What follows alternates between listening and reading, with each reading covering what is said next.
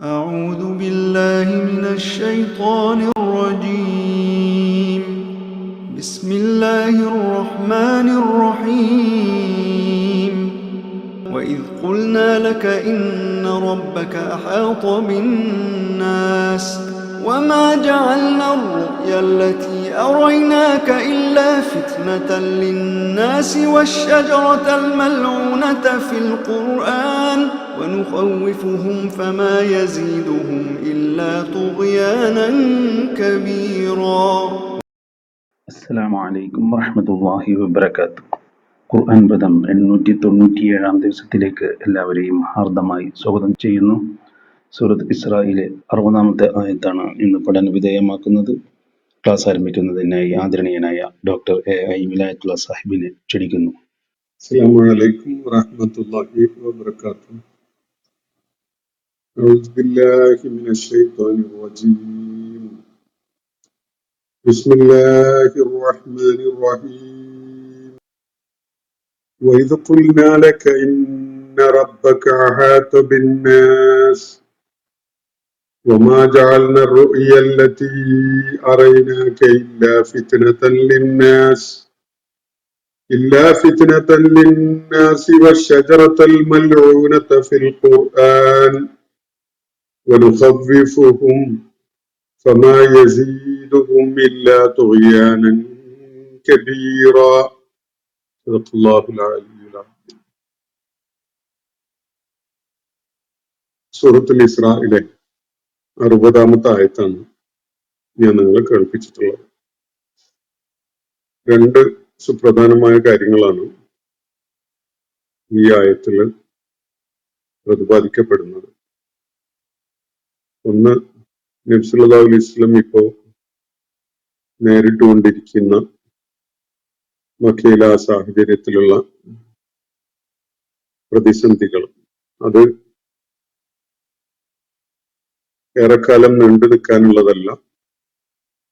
അദ്ദേഹത്തോട് ശത്രുത കാണിച്ചുകൊണ്ടിരിക്കുന്ന സമൂഹം പൂർണ്ണമായിട്ടും അള്ളാഹുവിന്റെ നിയന്ത്രണത്തിലും അള്ളാഹു അവരെ കൈപ്പിടിയിൽ ഒതുക്കിയ വിധത്തിൽ തന്നെയാണുള്ളത് എന്ന ഒരു കാര്യമാണ് കൺവേ ചെയ്യപ്പെടുന്നത്. മറ്റൊന്ന്, നബി സല്ലല്ലാഹു അലൈഹി വസല്ലമയെ കാണിക്കപ്പെട്ടിരിക്കുന്ന ആ ദൃശ്യം, അതുപോലെ ഖുർആനിൽ പരാമർശിക്കപ്പെട്ടിരിക്കുന്ന ഒരു ശപിക്കപ്പെട്ട വൃക്ഷം, ഇത് രണ്ടും തന്നെ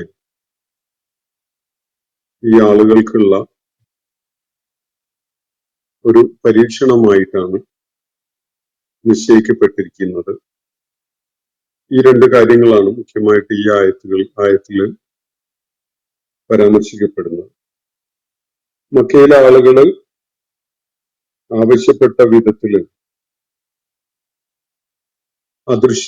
അമാനുഷികതയുള്ള ദൃഷ്ടാന്തങ്ങൾ കാണിക്കാൻ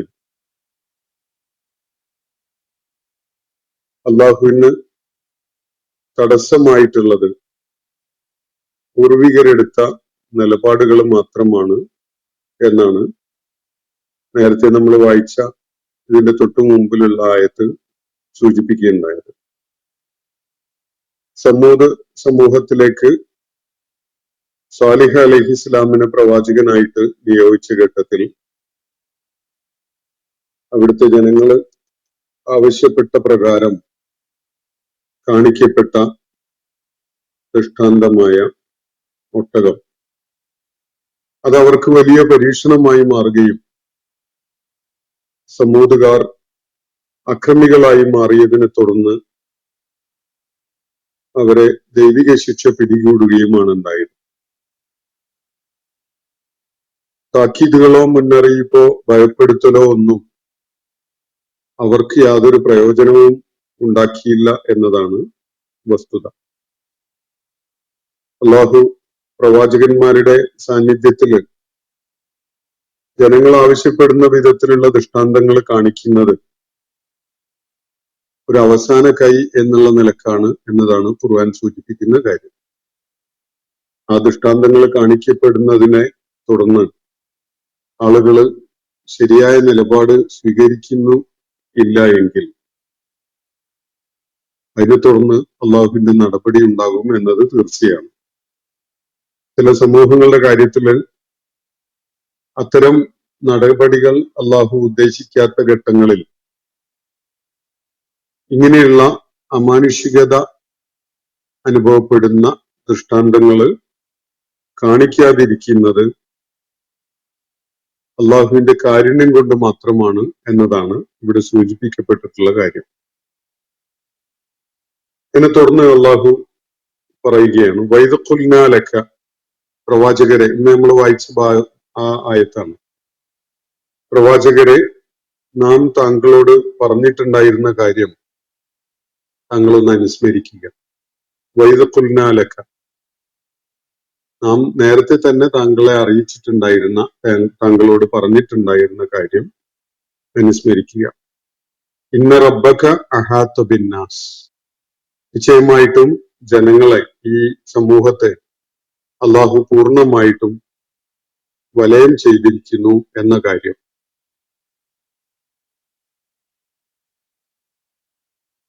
പ്രവാചകന്മാര് അവരുടെ ദൗത്യം നിർവഹിച്ചുകൊണ്ടിരിക്കുമ്പോൾ അവരെ സംബന്ധിച്ചിടത്തോളം അവരുടെ മുന്നിൽ ഉയരുന്ന ഏറ്റവും വലിയ ഭീഷണി അവരുടെ ആ പ്രബോധിത സമൂഹം, ആ ജനത അത്തരം പ്രവാചകന്മാർക്ക് എതിരിൽ സംഘടിതരായി രംഗത്ത് വരുന്ന ശത്രുതയോടുകൂടി അവരെ നേരിടാൻ വേണ്ടി രംഗത്ത് വരുന്ന ആ അനുഭവമാണ്. ആ സമൂഹം അവരെ അങ്ങ് വിഴുങ്ങിക്കളയും എന്ന വിധത്തിലാണ് അവരുടെ പ്രതികരണവും നിലപാടുകളും ഒക്കെ ഉണ്ടാവാറുള്ളത്. വിശുദ്ധ ഖുർആനിൽ പരാമർശിക്കപ്പെട്ട ഒട്ടുമിക്ക പ്രവാചകന്മാരുടെയും ജീവിത കഥ വെളിപ്പെടുത്തുന്നത് ഈ ഒരു കാര്യമാണ്. ആരും തന്നെ ദൈവിക ദൗത്യവുമായിട്ട് കടന്നു ചെന്നപ്പോ സമൂഹം പൂമാലയിട്ട് സ്വീകരിക്കുകയോ ചുവന്ന പരവതാനി വിരിച്ച് അവരെ ആനയിച്ചു കൊണ്ടുവരികയോ ഒന്നും ചെയ്യുകയല്ല ഉണ്ടായിട്ടുള്ളത്. സമൂഹങ്ങള്, നാട്ടുകാര് അവരെ ശത്രുതയോടുകൂടി നേരിടുകയാണ് ചെയ്യുന്നത്. നിഷേധത്തിന്റെ നിലപാട് സ്വീകരിച്ചുകൊണ്ട് അവർ കൊണ്ടുവന്ന സത്യം ഉൾക്കൊള്ളാൻ കൂട്ടാക്കാതെ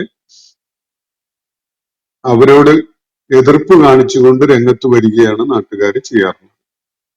ഇതാണ് ഏത് പ്രവാചകനും ഏറ്റുവാങ്ങേണ്ടി വന്നിട്ടുള്ള അനുഭവം. അള്ളാഹു മുഹമ്മദ് നബി സല്ലല്ലാഹു അലൈഹി വസല്ലം അദ്ദേഹത്തിന്റെ ദൗത്യം നിർവഹിച്ചുകൊണ്ടിരുന്ന ആദ്യഘട്ടത്തില് മക്കയിലെ പ്രബോധന പ്രവർത്തനങ്ങൾ നിർവഹിച്ചുകൊണ്ടിരുന്ന ആദ്യ നാളുകളിൽ തന്നെ നബി സല്ലല്ലാഹു അലൈഹി വസല്ലമയോട് അറിയിച്ചിട്ടുണ്ടായിരുന്ന ഒരു കാര്യം, ഇന്ന റബ്ബക അഹാത്ത ബിന്നാസ്, പ്രവാചകരെ, താങ്കൾ ജനങ്ങളെ ഭയപ്പെടേണ്ട, തീർച്ചയായിട്ടും ജനങ്ങൾ അവരെ അള്ളാഹു പൂർണ്ണമായിട്ട് വലയം ചെയ്തിരിക്കുന്നു. അവർക്ക് പരിധി വിട്ട് ഒന്നും പ്രവർത്തിക്കാൻ, ഒന്നും ചെയ്യാൻ സാധിക്കുകയില്ല. താങ്കളുടെ ദൗത്യം വിജയിപ്പിക്കുന്നതിന് വേണ്ട സകല ഒരുക്കങ്ങളും നാം ചെയ്തിട്ടുണ്ട്. ജനങ്ങള് ഇപ്പോ ക്രോധത്തോടുകൂടി താങ്കൾക്കെതിരെ തിരിയുന്നുണ്ടെങ്കിലും അവര് പൂർണ്ണമായിട്ടും അള്ളാഹുവിന്റെ നിയന്ത്രണത്തിൽ തന്നെയാണ്. അള്ളാഹു അവരെ പൂർണ്ണമായിട്ട് വലയം ചെയ്തിരിക്കുന്നു. ഇന്ന റബ്ബക അഹാത്ത ബിന്നാസ്. ഇത് നബി സല്ലല്ലാഹു അലൈഹി വസല്ലമയെ സാന്ത്വനിപ്പിക്കുന്നതിനും ആശ്വസിപ്പിക്കുന്നതിനും അദ്ദേഹത്തിന് കരുത്ത് പകരുന്നതിനൊക്കെ വേണ്ടി അള്ളാഹു അറിയിച്ചിട്ടുള്ള കാര്യമാണ്. വഇദ ഖുൽനാ ലക ഇന്ന റബ്ബക അഹാത്ത ബിന്നാസ്. നേരത്തെ തന്നെ പ്രവാചകരെ, താങ്കളോട് നാം പറയുകയുണ്ടായ കാര്യം താങ്കളൊന്ന് ഓർക്കുന്നത് നന്നായിരിക്കും. ഇന്ന റബ്ബക അഹാത്ത ബിന്നാസ്, നിശ്ചയമായിട്ടും താങ്കളുടെ നാഥൻ, താങ്കളുടെ റബ്ബ് ജനങ്ങളെ പൂർണ്ണമായിട്ടും വലയം ചെയ്തിരിക്കുന്നു. അള്ളാഹുവിന്റെ നിയന്ത്രണത്തിലാണ് അവരെല്ലാവരും തന്നെയുള്ളത്. അവർക്ക് ആർക്കും അള്ളാഹു നിശ്ചയിച്ച പരിധിക്കപ്പുറത്തേക്ക് നബി സല്ലല്ലാഹു അലൈഹി വസല്ലമയ്ക്ക് എതിരിൽ നീങ്ങാനോ അദ്ദേഹത്തിന്റെ പദ്ധതികളെയും ദൗത്യത്തെയും പരാജയപ്പെടുത്താനോ ഒന്നും സാധ്യമല്ല. അവര് പൂർണ്ണമായിട്ടും അള്ളാഹുവിന്റെ നിയന്ത്രണത്തിലാണ്. അള്ളാഹു അവരെ വലയം ചെയ്തിരിക്കുന്നു എന്നാണ് നബി സല്ലല്ലാഹു അലൈഹി വസല്ലമയോട് അള്ളാഹു നേരത്തെ തന്നെ അറിയിച്ചിട്ടുണ്ടായിരുന്ന കാര്യം. മക്കയിൽ അവതരിച്ച സൂറത്തുകളിൽ ഒന്നാണ് സൂറത്തുൽ ബുറൂജ്. ബുറൂജില് ഈ ഒരു കാര്യം അള്ളാഹു വെളിപ്പെടുത്തുന്നത് കാണാം. ബലില്ലദീന കഫറൂ ഫീ തക്ദീബ്. സൂറത്തുൽ ബുറൂജിലെ 19-20 ആയത്തുകളാണ് ഞാൻ നിങ്ങളെ കേൾപ്പിക്കുന്നത്. ബലില്ലദീന കഫറൂ ഫീ തക്ദീബ്. ഈ സത്യനിഷേധികൾ അവരുടെ കളവാക്കലിൽ, സത്യനിഷേധത്തിൽ തന്നെയാണ് ശടിച്ചുകൊണ്ട് നിലകൊള്ളുന്നത്. വല്ലാഹു മിൻ വറാഇഹിം മുഹീത്ത്. എന്നാൽ അവരുടെ പുറകിൽ നിന്നായി അള്ളാഹു അവരെ പൂർണ്ണമായി വലയം ചെയ്തിരിക്കുന്നു. അള്ളാഹുവിന്റെ അതിർവരമ്പുകളെ ഭേദിച്ചുകൊണ്ട് പോകാൻ അവർക്ക് സാധ്യമല്ല. അവരെ അള്ളാഹു കൈപ്പിടിയിൽ ഒതുക്കിയിരിക്കുന്നു എന്നാണ് അവിടെ സൂചിപ്പിക്കുന്നത്. ഈ ആയത്തിന്റെ മുഖ്യമായ ലക്ഷ്യം നബി സല്ലല്ലാഹു അലൈഹി വസല്ലമയെ ആശ്വസിപ്പിക്കുകയും അദ്ദേഹത്തിന് കരുത്തും ശക്തിയും ഒക്കെ പകരുകയും ചെയ്യുക എന്നതാണ്. കാരണം ആ ഘട്ടത്തില് സത്യനിഷേധികൾ ഒരു പക്ഷത്ത് വലിയ ശക്തിയായിട്ട് സംഘടിതരായിട്ടുണ്ടായിരുന്നു. മറുപക്ഷത്ത് നബി സല്ലല്ലാഹു അലൈഹി വസല്ലമയും വളരെ ദുർബലരായ കുറച്ച് ആളുകളും മാത്രമാണ് ഉണ്ടായിരുന്നത്. ആ ഒരു ഘട്ടത്തിലാണ് അള്ളാഹു ഈ കാര്യം പറയുന്നത്.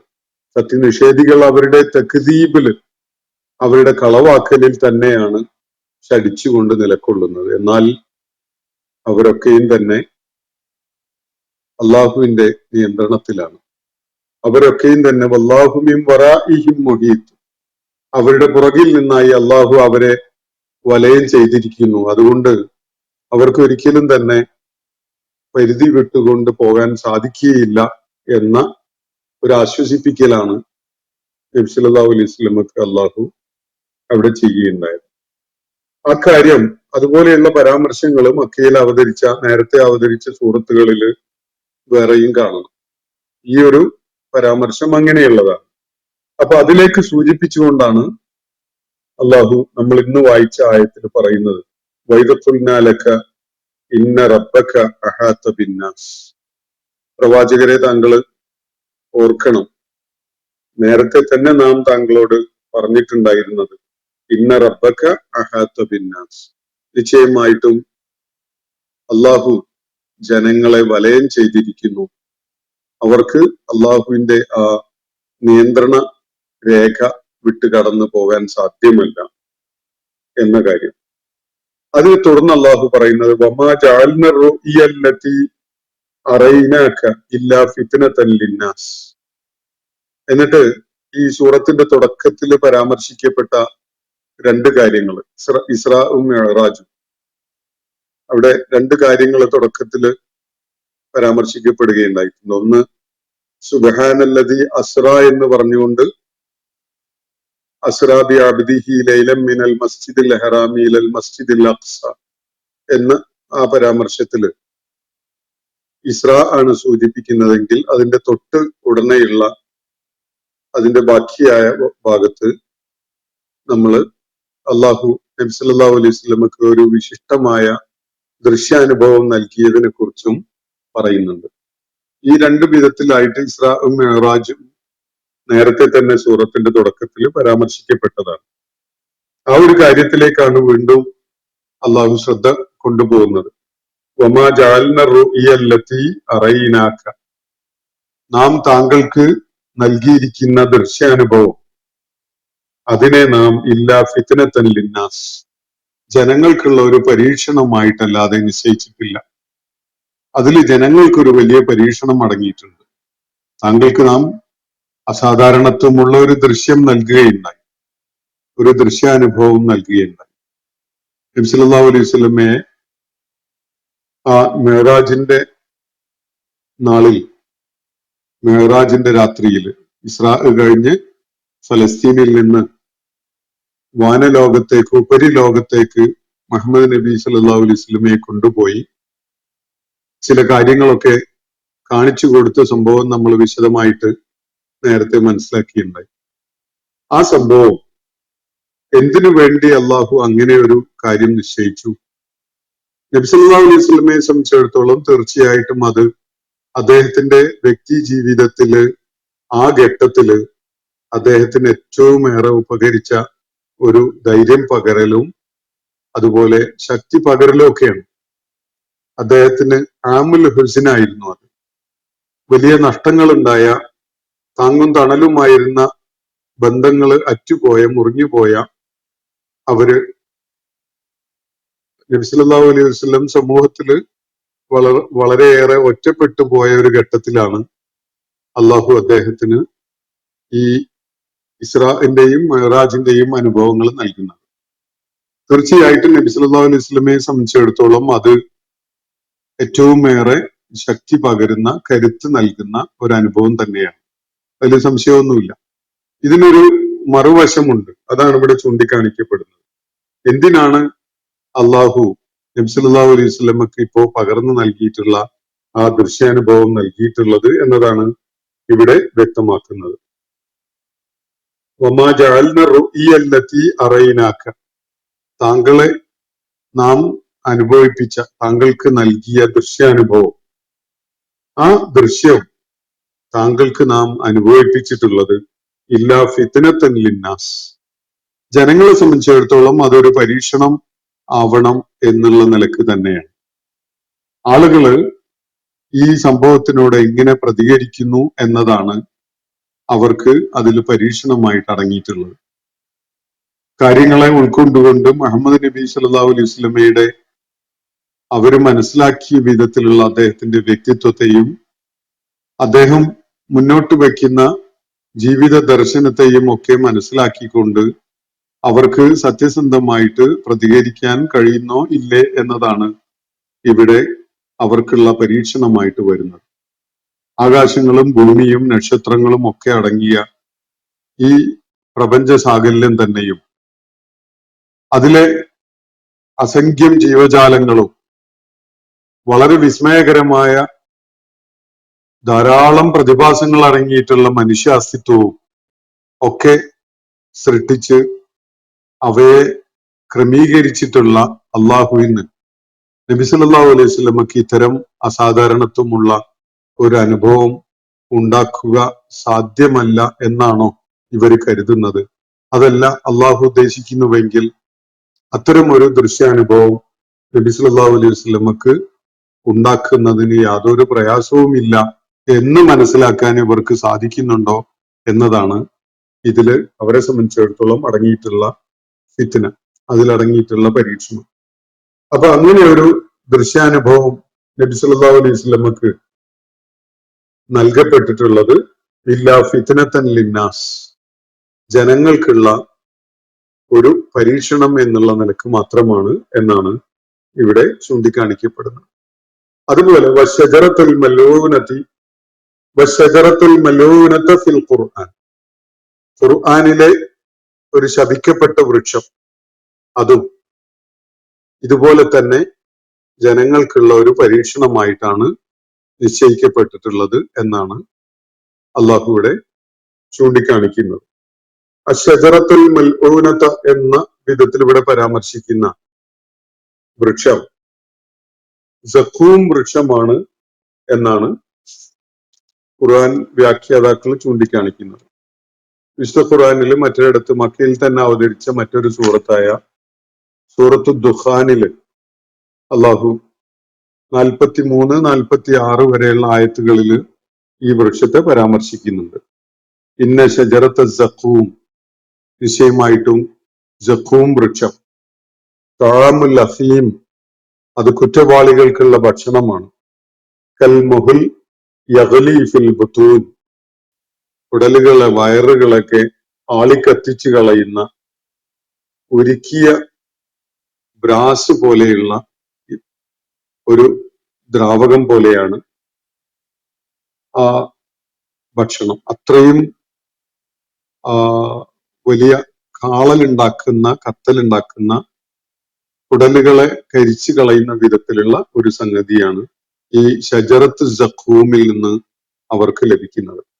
കഗല്ലിൽ ഹമീം, അത് അതിന്റെ തിളയ്ക്കല്, അത് തിളച്ച ചുട്ടുപൊള്ളുന്ന തിളയ്ക്കുന്ന വെള്ളം പോലെ, അല്ലെങ്കിൽ അതികഠിനമായ താപത്തിൽ തിളച്ചുകൊണ്ടിരിക്കുന്ന ഒരു ദ്രാവകം പോലെയാണത് എന്നാണ് അതിന്റെ പ്രവർത്തനത്തെ പരാമർശിച്ചുകൊണ്ട് സൂറത്തു ദുഖാനിൽ അല്ലാഹു പറയുന്നത്. ഷജറത്ത് സഖൂം അവിടെ പരാമർശിക്കപ്പെടുകയാണ്. നരകത്തില് മുളച്ചുണ്ടായി വളർന്നിട്ടുള്ള ഒരു വൃക്ഷമാണ്. നരകാവകാശികളായിട്ട് എത്തുന്ന കുറ്റവാളികള് വിശപ്പൊരിയുമ്പോ അവർ ആർത്തിയോടുകൂടി പറിച്ചു തിന്നാൻ ആ വൃക്ഷത്തിന്റെ കായ്കനികളും അതിന്റെ ഇലകളും ഒക്കെ തന്നെ വാരി തിന്നാൻ തുടങ്ങുന്നു. പക്ഷെ അത് അവരുടെ ഉടലുകളില്, വയറുകളില് തിളച്ചു മറിയുന്ന ഒരവസ്ഥയാണ് ഉണ്ടാവുക. തിളച്ചു മറിയുന്ന ഒരു ദ്രാവകം പോലെ. അത് അവർക്ക് വിശപ്പിന് ശമനം നൽകുകയല്ല, മറിച്ച് അവരെ ഏറ്റവും ഏറെ അസ്വസ്ഥരാക്കുകയാണ് ചെയ്യുക എന്നതാണ് ഇവിടെ സൂചിപ്പിക്കപ്പെട്ടിട്ടുള്ള സംഗതി. അപ്പൊ ഈ ഒരു പരാമർശം സൂറത്തു ദുഖാനില് വന്നിട്ടുള്ള ഈ ശപിക്കപ്പെട്ട വൃക്ഷത്തെ കുറിച്ചുള്ള പരാമർശം, നരകാവകാശികളായ കുറ്റവാളികള് അവിടെ വിശപ്പും ദാഹവും സഹിക്കാൻ വയ്യാത്ത അവസ്ഥയില് നരകത്തിലെ ഒരു വൃക്ഷം അവരുടെ ശ്രദ്ധയിൽപ്പെടുകയും അവരത് പറിച്ചു തിന്നാൻ തുടങ്ങുകയൊക്കെ ചെയ്യുന്ന ഒരു കാര്യം, അത് അവരുടെ കുടലുകളെ വെന്തുമറിയുന്ന അല്ലെങ്കിൽ തിളച്ചു മറിയുന്ന ഒരവസ്ഥയിലേക്ക് പരിവർത്തിപ്പിക്കും എന്നാണ് ഇവിടെ സൂചിപ്പിക്കപ്പെട്ടിട്ടുള്ളത്. അള്ളാഹുവിന് മാത്രം അറിയാവുന്ന ഒരു സംഗതിയാണിത്. എത്രത്തോളമാണ് ഈ വൃക്ഷം, ഏത് വിധത്തിലാണ്, എന്തൊക്കെയാണ് അതിന്റെ ഫലം ഉണ്ടാവുക തുടങ്ങിയിട്ടുള്ളതൊക്കെ അതിന്റെ വിശദാംശങ്ങളൊന്നും നമുക്കറിയുന്ന കാര്യമല്ല.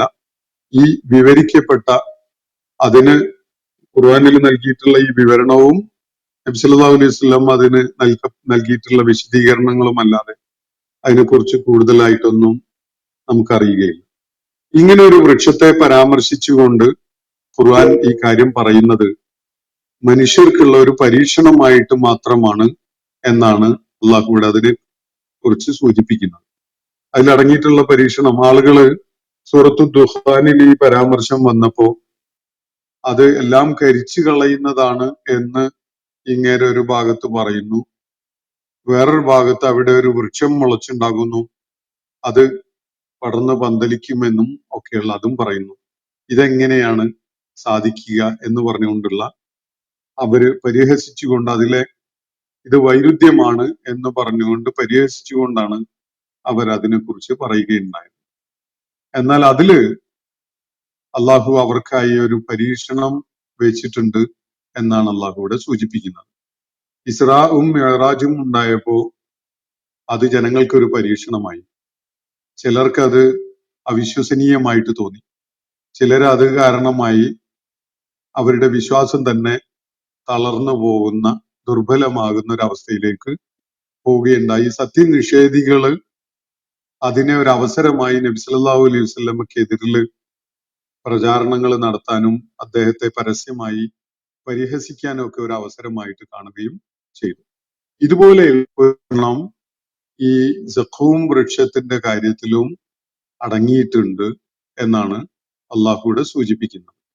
ഇത് ഏത് പ്രവാചകൻ ദൗത്യം നിർവഹിക്കുന്നതിന് വേണ്ടി രംഗത്ത് വരുമ്പോഴും അത് കാര്യങ്ങൾ വ്യക്തമാക്കുന്ന ആയാത്തുകളുമായിട്ടാണ് നിർവഹിക്കപ്പെടുന്നത് എങ്കിലും അതിന് സമാന്തരമായിട്ട് തന്നെ ഹൃദയങ്ങളിൽ രോഗമുള്ള ആളുകളെ സംബന്ധിച്ചിടത്തോളം അവർക്ക് വലിയ പ്രയാസമായി മാറുന്ന വിധത്തിലുള്ള ചില പരീക്ഷണങ്ങൾ അതിൽ അടങ്ങിയിട്ടുണ്ടാകും എന്നതാണ് അള്ളാഹു ചൂണ്ടിക്കാണിക്കുന്ന കാര്യം.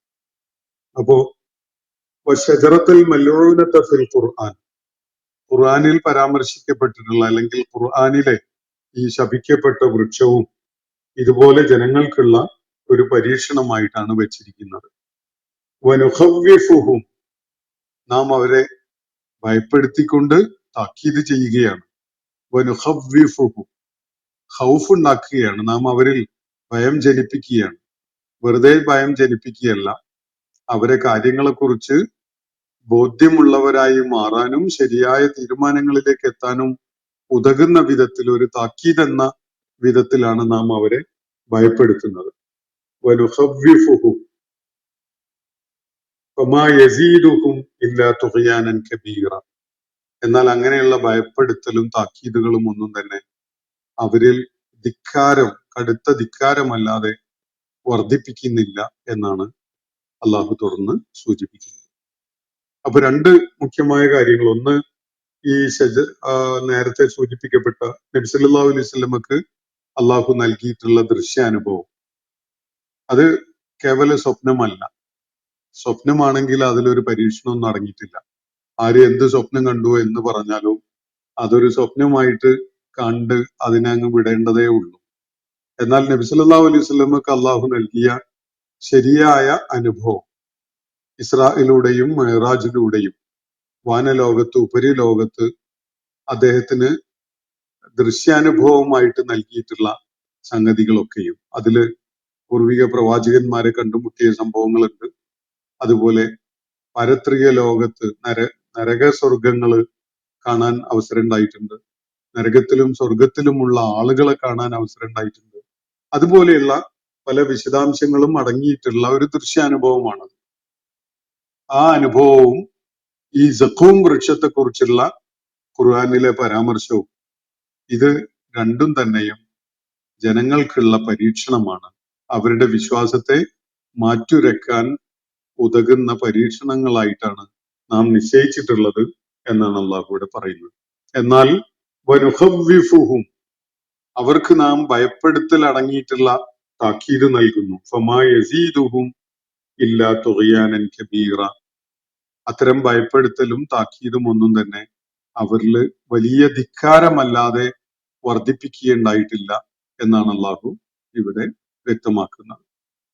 അപ്പോ നേരത്തെ ഇതിന്റെ തൊട്ടു മുമ്പത്തെ ആയത്തിൽ പരാമർശിക്കപ്പെട്ട ഒരു കാര്യം, അള്ളാഹു ആയാത്തുകള് പ്രത്യക്ഷത്തിൽ തന്നെ അമാനുഷികമായ ദൃഷ്ടാന്തങ്ങൾ എന്ന് ജനങ്ങൾക്ക് ബോധ്യപ്പെടുന്ന ചില ആയാത്തുകൾ കാണിക്കാതിരിക്കുന്നതിന് പൂർവികരായ ജനങ്ങള് അത്തരം ആയാത്തുകളോട് എടുത്ത നിലപാടുകൾ മാത്രമാണ് കാരണം എന്ന് പറയുകയുണ്ടായി.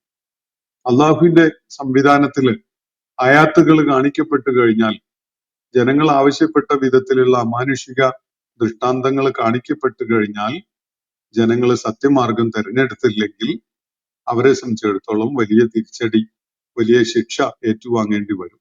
അള്ളാഹു ആ സമൂഹത്തിന്റെ മേൽ നടപടി സ്വീകരിക്കുന്നതാണ് എന്നതാണ് അള്ളാഹുവിന്റെ സുന്നത്ത്.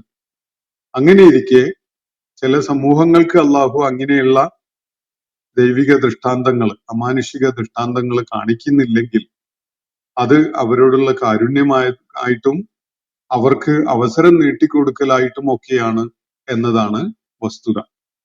മാത്രവുമല്ല, ഇവിടെ പരാമർശിക്കപ്പെട്ടിട്ടുള്ള നബി സല്ലല്ലാഹു അലൈഹി വസല്ലമക്ക് അള്ളാഹു നൽകിയ ഇസ്രാഇന്റെയും മെഹ്റാജിന്റെയും അനുഭവങ്ങൾ, അതും ഖുർആനിലെ ശപിക്കപ്പെട്ട വൃക്ഷം എന്ന ആ പരാമർശവും, ഇതൊക്കെ തന്നെ ജനങ്ങളുടെ ഈമാൻ മാറ്റുരക്കുന്നതിന് വേണ്ടി, വിശ്വാസം മാറ്റുരക്കുന്നതിന് വേണ്ടി അള്ളാഹു സ്വീകരിച്ച നടപടികൾ മാത്രമാണ്. എന്നാൽ അതും നേരത്തെ സൂചിപ്പിക്കപ്പെട്ട വിധത്തില് അള്ളാഹു പ്രവാചകന്മാരുടെ ഘട്ടത്തിൽ അവര് മുഖേന ജനങ്ങളെ കാണിക്കുന്ന അമാനുഷിക ദൃഷ്ടാന്തങ്ങൾ പോലെ തന്നെ അവരിൽ വലിയ തുകയാനും അതുപോലെ തന്നെ വലിയ അഹന്തയും ഒക്കെയാണ് അതിന്റെ ഫലമായിട്ടുണ്ടായിട്ടുള്ളത്. അവര് വലിയ ധിക്കാരം പ്രവർത്തിക്കുന്നവരായി മാറുകയും അഹങ്കാരികളായി മാറുകയും ചെയ്തു എന്നതല്ലാത്ത ഫലമൊന്നും ഉണ്ടാക്കിയിട്ടില്ല എന്നാണ് അള്ളാഹുവിടെ ചൂണ്ടിക്കാണിക്കുന്നത്. അപ്പൊ ദൃഷ്ടാന്തങ്ങൾ ചോദിച്ചതാണ് ആ സാഹചര്യം, അമാനുഷിക ദൃഷ്ടാന്തങ്ങൾ കാണിക്കാൻ ആവശ്യപ്പെട്ടത്. പക്ഷെ അമാനുഷിക ദൃഷ്ടാന്തങ്ങൾ കാണിക്കുന്നത് അവർക്ക് ഗുണമാണോ? അതുകൊണ്ട് അവര് ഫലം നേടുന്നുണ്ടോ? ഈ ചോദ്യത്തിന് അള്ളാഹു ഉത്തരം നൽകുകയാണ് ഇവിടെ. അധിക പേർക്കും അത് വലിയ പരീക്ഷണമായിട്ട് മാറുന്നു. അവരതില് പരാജിതരാകുന്നു. അവര് ധിക്കാരത്തിലും അവരുടെ നിഷേധത്തിലുമാണ് അത് കാരണമായിട്ട് മുന്നേറാൻ അവസരമുണ്ടാകുന്നത് എന്നാണ് അള്ളാഹു ഇവിടെ ചൂണ്ടിക്കാണിച്ചിട്ടുള്ള കാര്യം. ഫമാ യസീദുഹും ഇല്ലാ തുഗ്യാനൻ കബീറ. വലിയ ധിക്കാരവും അഹങ്കാരവും ഒക്കെ മാത്രമാണ് അത് അവരിൽ വർദ്ധിപ്പിക്കുകയുണ്ടായത് എന്നതാണ്. അപ്പോ ഇവരാവശ്യപ്പെട്ട വിധത്തിൽ ദൃഷ്ടാന്തമാണ് വേണ്ടതെങ്കിൽ ഇവിടെ കാണിക്കപ്പെട്ടിരിക്കുന്ന ഈ രണ്ട് സംഗതികളും വലിയ ദൃഷ്ടാന്തങ്ങൾ തന്നെയാണ്. ഇസ്രാ മെഹ്റാജ് അനുഭവങ്ങളിലൂടെ അവരുടെ മുന്നിലേക്ക് എത്തിച്ചിരിക്കുന്നത് ഏറ്റവും പ്രാധാന്യമുള്ള ഒരു ദൈവിക ദൃഷ്ടാന്തം തന്നെയാണ്. അതുപോലെ ഖുർആനിൽ പരാമർശിക്കപ്പെട്ട സഖൂം വൃക്ഷം, ഈ ഷജറത്തുൽ മൽഊന എന്ന് പറയുന്ന ഈ ശപിക്കപ്പെട്ട വൃക്ഷം, അതും ഒരു ദൃഷ്ടാന്തം തന്നെയാണ്. ജനങ്ങൾക്ക് അവരുടെ ഈമാൻ മാറ്റുരയ്ക്കപ്പെടാൻ കാരണമാകുന്ന ഒരു കാര്യം തന്നെയാണ് അതും. എന്നാൽ ഇതൊന്നും തന്നെ അവരിൽ ധിക്കാരം വർദ്ധിപ്പിക്കുകയല്ലാതെ മറ്റൊന്നും ചെയ്യുന്നില്ല എന്നാണ് ഖുർആൻ ഇവിടെ വ്യക്തമാക്കുന്നത്. ഇന്നത്തെ സെഷൻ ഞാൻ അവിടെ അവസാനിപ്പിക്കുകയാണ്. 2-3 ചോദ്യങ്ങൾ ഇവിടെ വന്നിട്ടുള്ളത് പീസ് ലവിംഗ് എന്നുള്ള പ്രൊഫൈലിൽ നിന്നാണ്. ഇദ്ദേഹം നേരത്തെ ചോദിച്ച ചോദ്യങ്ങൾ തന്നെ ഇങ്ങനെ ആവർത്തിച്ചുകൊണ്ടിരിക്കുകയാണ്. അത് ചോദ്യങ്ങളല്ല, അദ്ദേഹത്തിന്റെ അഭിപ്രായ പ്രകടനങ്ങളാണ്. അതില് പൊതുവായിട്ടൊരു കാര്യം, 1-2 കാര്യങ്ങൾ മാത്രം സൂചിപ്പിച്ചുകൊണ്ട് ഞാൻ അവസാനിപ്പിക്കാം. ഇദ്ദേഹത്തിന്റെ ഈ കുറിപ്പുകളൊന്ന് വായിക്കാം. മറ്റു ദൈവങ്ങൾക്ക് യാതൊരു കഴിവും ഇല്ല എന്ന് പറയുന്ന അള്ളാഹു സ്വയം എന്ത് കഴിവാണ് മനുഷ്യന്റെ സാമാന്യ ബുദ്ധിക്ക് മനസ്സിലാവുന്ന രീതിയിൽ കാട്ടിയിട്ടുള്ളത്? എല്ലാം വിശ്വാസികളെ കൊണ്ട് പേടിപ്പിച്ചും പ്രലോഭിപ്പിച്ചും ചെയ്യിക്കാൻ ശ്രമിക്കുകയല്ലാതെ എന്നാണ്. ഇങ്ങനെയൊക്കെ അദ്ദേഹത്തിന് ചോദ്യങ്ങൾ ചോദിക്കുകയും വായിക്കുകയും ഒക്കെ ചെയ്യാം. പക്ഷെ അള്ളാഹു അല്ലാതെ വേറെ ഏത് ദൈവമുണ്ട് എന്നാണ് അദ്ദേഹം പറയുന്നത്? വേറെ ആരാണ് നിങ്ങൾക്ക് ബോധ്യപ്പെടുന്ന ദൈവം ആയിട്ട് നിങ്ങളുടെ മുന്നിലുള്ളത്? ഈ പ്രപഞ്ച സംവിധാനത്തിന്റെ മൊത്തം പ്രതിഭാസങ്ങളുടെയും ഉപജ്ഞാതാവ് ഞാനാണ് എന്ന് പറഞ്ഞുകൊണ്ട് മനുഷ്യ സമൂഹത്തെ അഭിസംബോധന ചെയ്യുന്നത് പ്രപഞ്ച സൃഷ്ടാവായ അള്ളാഹു മാത്രമാണ്.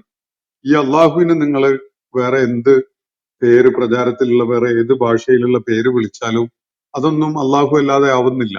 അള്ളാഹു മാത്രമാണത്.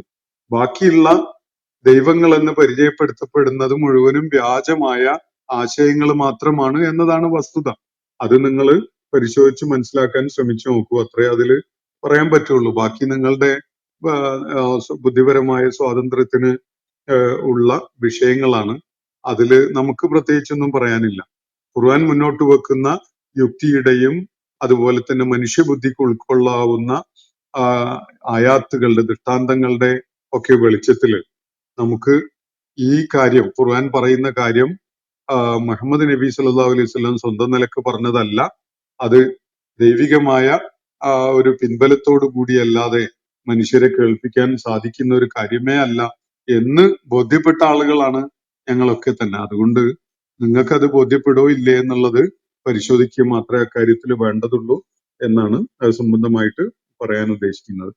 മറ്റൊന്ന്, പ്രകൃതി ദുരന്തങ്ങളുടെ പിതൃത്വം ഏറ്റെടുത്ത് ആ നാശങ്ങളെല്ലാം അള്ളാഹു ആണ് വരുത്തിയത് എന്ന അവകാശവാദം ഉന്നയിച്ചതല്ലാതെ മറ്റെന്താണ് ഇവിടെയുള്ളത് എന്നാണ്. പ്രകൃതി ദുരന്തങ്ങൾ എന്ന് മാത്രമല്ല, പ്രകൃതി ഈ പ്രപഞ്ചത്തിന്റെ സൃഷ്ടി കർമ്മം നടത്തിയിട്ടുള്ളതും അതിനെ ഇപ്പോ നമ്മൾ കാണുന്ന വിധത്തില് സമഗ്രമായി നിയന്ത്രിച്ചു കൊണ്ടുപോകുന്നതും ഇടക്കിടക്ക് നമുക്ക് അനുഭവപ്പെടാൻ സാധിക്കുന്ന പ്രകൃതി ദുരന്തങ്ങളൊക്കെ തന്നെ, അത് പേമാരിയായാലും പ്രളയമായാലും ഭൂമികുലുക്കമായാലും അഗ്നിപർവ്വതമായാലും അങ്ങനെയൊക്കെയുള്ള പ്രകൃതി ദുരന്തങ്ങളൊക്കെ ഉണ്ടാകുന്നതും ഇതൊക്കെ തന്നെ ആസൂത്രണം ചെയ്ത് നടപ്പിലാക്കപ്പെടുന്നതാണ് എന്നത് കൃത്യമായിട്ട് മുന്നോട്ട് വെക്കുന്നത് ഖുർആനാണ്.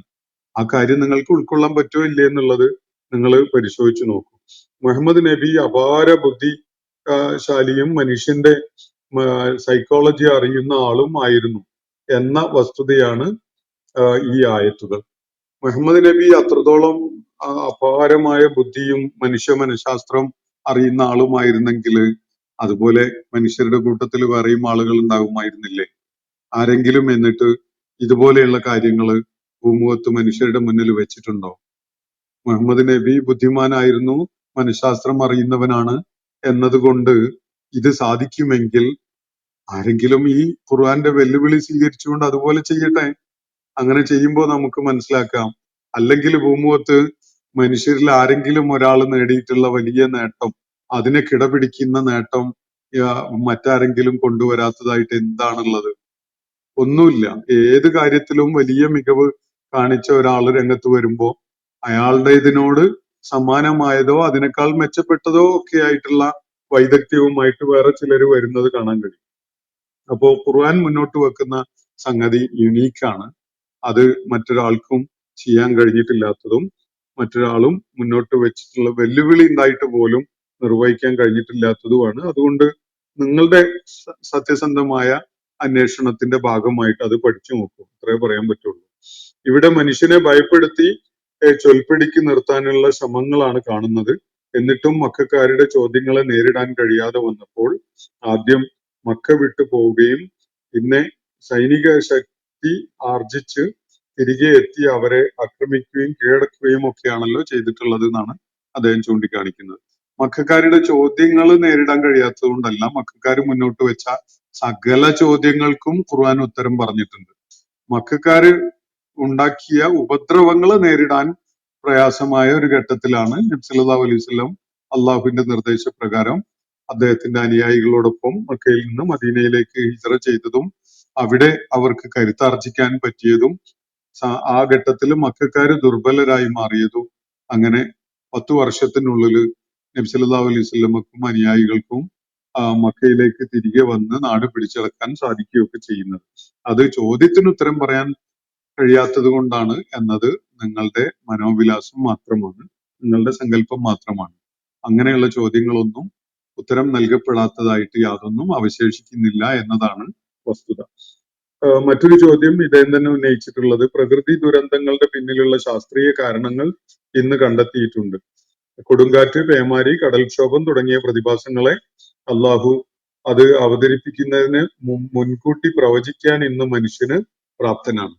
അദ്ദേഹത്തിന്റെ ചോദ്യത്തിൽ അറിയാതെ അള്ളാഹു അവതരിപ്പിക്കുന്നതിന് മുമ്പ് എന്ന് പറഞ്ഞു പോയിട്ടുണ്ട്. അതെന്തുകൊണ്ടാണെന്നുള്ളത് എനിക്കറിയില്ല. അള്ളാഹുവിൽ വിശ്വാസമില്ലാത്ത ആളായിട്ടാണ് എനിക്ക് ഇദ്ദേഹത്തെ അനുഭവപ്പെട്ടിട്ടുള്ളത്. പക്ഷെ ഈ കൊടുങ്കാറ്റും പേമാരിയും ഇതൊക്കെ അള്ളാഹു അവതരിപ്പിക്കുന്നതിന് മുമ്പ് തന്നെ ഇവർക്ക് മുൻകൂട്ടി കാണാനൊക്കെ പറ്റുന്നുണ്ട് എന്നതാണ്. ചില കാര്യങ്ങളൊക്കെ മനുഷ്യന്റെ അറിവും ശാസ്ത്രീയമായ അന്വേഷണമൊക്കെ വെച്ചുകൊണ്ട് മുൻകൂട്ടി പ്രവചിക്കാനൊക്കെ പറ്റുന്നുണ്ട്. അതിന്റെ അർത്ഥം അത് ചെയ്യുന്നത് ആ പ്രവചിക്കുന്ന മനുഷ്യരാണ് എന്നല്ലല്ലോ. ആരാണ് അത് ചെയ്യുന്നത്, എന്തിനു വേണ്ടിയാണ് ചെയ്യുന്നത്, അതിന്റെ പിന്നിലെ ലക്ഷ്യം എന്താണ് എന്നതൊന്നും നമുക്ക് അവരാണ് അത് കണ്ടെത്തിയ ആളുകളാണ് ഉണ്ടാക്കുന്നതെന്ന് പറയാൻ കഴിയില്ലല്ലോ. അത് ഒരിക്കലും അങ്ങനെ അല്ല താനും. മഴ പെയ്യുന്നതിന്റെ ശാസ്ത്രീയമായ രീതി എങ്ങനെയാണെന്നുള്ളത് കണ്ടെത്തി എന്നതിന്റെ അർത്ഥം മഴ പെയ്യിക്കുന്നത് ശാസ്ത്രജ്ഞന്മാരാണ് എന്നല്ലല്ലോ. ഇനി അങ്ങനെയാണെങ്കിൽ അത് അവർ കണ്ടെത്തിയാൽ തന്നെ മഴയെ നിയന്ത്രിക്കാൻ, മഴ കൊണ്ടുള്ള ദ്രോഹം മിനിമൈസ് ചെയ്യാനൊക്കെ അവർക്ക് സാധിക്കുമോ? അങ്ങനെ വല്ലതും നിങ്ങൾക്ക് കാണാൻ പറ്റിയിട്ടുണ്ടോ? ഇപ്പൊ പ്രളയം പലരും പ്രവചിക്കാറുണ്ട്, അതുപോലെ ഭൂമി കുലുക്കം പ്രവചിക്കാറുണ്ട്, അതുപോലെയുള്ള പ്രകൃതി ദുരന്തങ്ങൾ പ്രവചിക്കാറുണ്ട്. പക്ഷെ അതുകൊണ്ട് ആ പ്രളയവും ഭൂമി കുലുക്കവും ഒന്നും അതിന്റെ ദുരന്തം വിതക്കാതെ ആവണില്ലല്ലോ. അള്ള നിശ്ചയിച്ച ആളുകളൊക്കെ തന്നെ അതിലകപ്പെടുന്നുണ്ട്. അതുപോലെ ഇപ്പോ പാൻഡമിക് പോലെയുള്ള മഹാവ്യാധികൾ വരുമ്പോ അത് മുൻകൂട്ടി മനസ്സിലാക്കാൻ കഴിയുന്നു എന്നതുകൊണ്ട് അതിനെ കൈപ്പിടിയിൽ ഒതുക്കാൻ ആർക്കെങ്കിലും സാധിച്ചിട്ടുണ്ടോ? അപ്പൊ അള്ളാഹു നിശ്ചയിച്ച വിധത്തില് അത് ഇവിടെ നടപ്പിലാക്കപ്പെടുന്നു എന്നതാണ് വസ്തുത.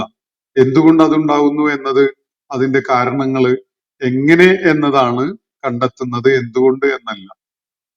ശാസ്ത്രം കണ്ടെത്തുന്നത്, അന്വേഷിച്ച് വെളിപ്പെടുത്തുന്നത് എങ്ങനെ ഇതുണ്ടാകുന്നു, ഈ പ്രതിഭാസം എങ്ങനെയാണ് സംജാതമാവുന്നത് എന്നതാണ് അവര് കണ്ടെത്തുന്നത്. തീർച്ചയായിട്ടും അള്ളാഹുവിന്റെ ദൃഷ്ടാന്തങ്ങളെ കുറിച്ചാണ് അവർ പഠനം നടത്തുന്നത്. അതിന്റെ ചില തലങ്ങൾ അവർക്ക് മനസ്സിലാക്കാൻ സാധിക്കുന്നുണ്ട്. അത് അങ്ങനെ തന്നെയാണ് വേണ്ടത് താനും.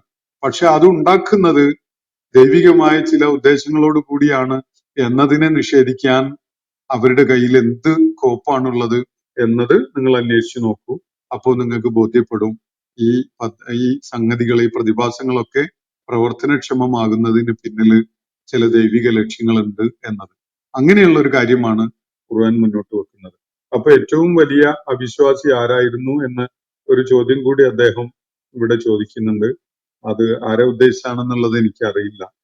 ഏറ്റവും വലിയ അവിശ്വാസി ആരായിരുന്നു എന്നുള്ളത് അതിന് ഉത്തരം പറയാൻ ഞാൻ അശക്തനാണ്. അത് ആരെ ഉദ്ദേശിച്ചുകൊണ്ടാണ് നിങ്ങൾ ആ ചോദ്യം ഉന്നയിക്കുന്നത് എന്നുള്ളത് എനിക്കറിയില്ല. അള്ളാഹു മുന്നോട്ട് വെച്ചിരിക്കുന്ന ദൃഷ്ടാന്തങ്ങൾ, പ്രവാചകന്മാർ മുഖേന അള്ളാഹു കാണിച്ചിട്ടുള്ള ദൃഷ്ടാന്തങ്ങളൊക്കെ തന്നെ ഈ പ്രപഞ്ചത്തിന്റെ സകല സംവിധാനങ്ങളുടെയും പുറകില് സമഗ്രമായ ഒരു ആസൂത്രണം നിർവഹിക്കുന്ന ഒരു ശക്തിയുണ്ട് എന്നത് ബോധ്യപ്പെടുത്തി തരുന്ന വിധത്തിലാണ് എന്നത് 100% മനസ്സിലാക്കാൻ കഴിഞ്ഞ, അതിനെ ഉൾക്കൊണ്ടുകൊണ്ട് ആ കാര്യത്തിന്റെ അടിസ്ഥാനത്തിൽ ജീവിത വീക്ഷണം രൂപപ്പെടുത്തിയെടുത്തിട്ടുള്ള ഒരാളാണ് ഞാൻ. അതുപോലെ തന്നെയാണ് ഈ വേദിയിൽ പങ്കെടുക്കുന്ന മിക്ക ആളുകളും. അതുകൊണ്ട് നിങ്ങളുടെ മനസ്സിൽ ഉണ്ടാകുന്ന അസ്വസ്ഥതകൾക്കുള്ള നിവൃത്തി ഉണ്ടാക്കല് നിങ്ങളുടെ തന്നെ അന്വേഷണത്തിന്റെ ഫലമായിട്ടുണ്ടാകേണ്ട ഒരു കാര്യമാണ്. ഇത്തരം ചോദ്യങ്ങൾ ഇനി നിങ്ങൾ, അല്ലെങ്കിൽ ഇത്തരം പരാമർശങ്ങൾ ഇനി നിങ്ങൾ ആവർത്തിക്കണം എന്നില്ല. കാരണം ഇത് പലതവണ ഞാൻ ഈ കൈകാര്യം ചെയ്തിട്ടുള്ളതാണ്. ഇതിൽ നിന്ന് വ്യത്യസ്തമായ ഒരു മറുപടി ഞാൻ നൽകാനും ഉദ്ദേശിക്കുന്നില്ല.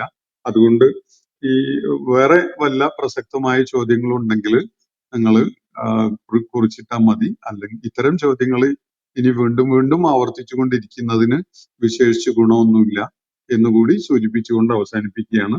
വാഖിറു ദഅ്വാനാ അനിൽ ഹംദുലില്ലാഹി റബ്ബിൽ ആലമീൻ. അസ്സലാമു അലൈക്കും വറഹ്മത്തുള്ളാഹി വബറകാതുഹു. ഇന്നത്തെ ഖുർആൻ പദം ഇവിടെ സമാപിക്കുന്നു. ഖുർആൻ പഠനത്തിൽ പങ്കെടുത്ത എല്ലാവർക്കും അള്ളാഹു അർഹമായ പ്രതിഫലം നൽകി അനുഗ്രഹിക്കട്ടെ. വആഖിറു ദഅ്വാനാ അനിൽ ഹംദുലില്ലാഹി റബ്ബിൽ ആലമീൻ. അസ്സലാമു അലൈക്കും വറഹ്മത്തുള്ളാഹി വബറകാതുഹു.